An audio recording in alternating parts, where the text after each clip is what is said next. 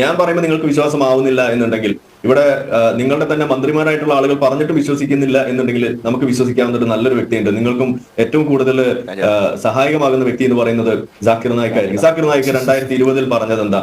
നിങ്ങൾ ഇസ്ലാമിൽ വിശ്വസിക്കുന്ന ആളുകൾ, മുസ്ലിങ്ങളായിട്ടുള്ള ആളുകൾക്ക് ഇവിടെ ഇന്ത്യയിൽ നിങ്ങൾക്ക് മുസ്ലിങ്ങളായിക്കൊണ്ടിരിക്കെ നിങ്ങൾക്ക് ഇവിടെ നിങ്ങളുടെ ജീവിതം മുന്നോട്ട് കൊണ്ടുപോകാൻ സാധിക്കില്ല എന്നുണ്ടെങ്കിൽ നിങ്ങൾ ഹിജറ പോകണം എന്ന് പറഞ്ഞത് ജാക്കിർ നായിക്കാണ്. ഹിജറ വെറുതെ അങ്ങ് ഹിജറ പോയിക്കൊന്നല്ല അദ്ദേഹം പറഞ്ഞത്, കൃത്യമായിട്ടൊരു സ്ഥലവും കാണിച്ചെന്നു. ആ സ്ഥലം ഏതാ? അത് ത്രിപുരയോ അതല്ലെങ്കിൽ വെസ്റ്റ് ബംഗാളോ അല്ല, അത് കേരളം തന്നെയാണ്. അതിന് അദ്ദേഹം പറഞ്ഞ കാര്യം എന്താ?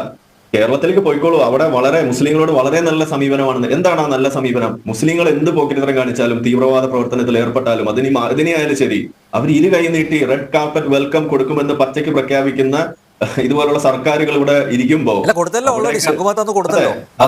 അവിടേക്ക് അതെ, അവിടേക്ക് നിങ്ങൾ പോയിക്കോളൂ, അതാണ് ഏറ്റവും നല്ലത് എന്ന് ഇന്ത്യ മൊത്തം ഇരുന്നിട്ട് അദ്ദേഹം എണ്ണിയെടുത്തത് കേരളത്തെയാണെന്നുണ്ടെങ്കിൽ അത് തന്നെയാണ് നമ്മളിവിടെ ചൂണ്ടിക്കാണിക്കുന്നത്. കേരളം ഈ പറയുന്ന ഭീകരവാദികൾക്ക് ഏറ്റവും വളക്കൂറുള്ള മണ്ണും അത്തരം ആളുകൾക്ക് ഒളിഞ്ഞിരിക്കാനുള്ള താവളവും എല്ലാം സുരക്ഷിതമായിട്ട് കിട്ടുന്നത്, പ്രത്യേകിച്ച് ഇവിടുത്തെ അവർക്കെതിരെ ആരെങ്കിലും എന്തെങ്കിലും പറഞ്ഞാൽ മുസ്ലിങ്ങളെ വേട്ടയാടുന്ന എന്ന ആ നിലവിളി ശബ്ദം ഇട്ടുകൊണ്ട് ആളുകളെ തെറ്റിദ്ധരിപ്പിക്കുകയും കൂടി ചെയ്യാൻ ഒരു സർക്കാരും ഇവിടെ ചെയ്തു വെക്കുന്ന പണി സത്യത്തിൽ ആർക്കാണ് വളം വെക്കുന്നത്?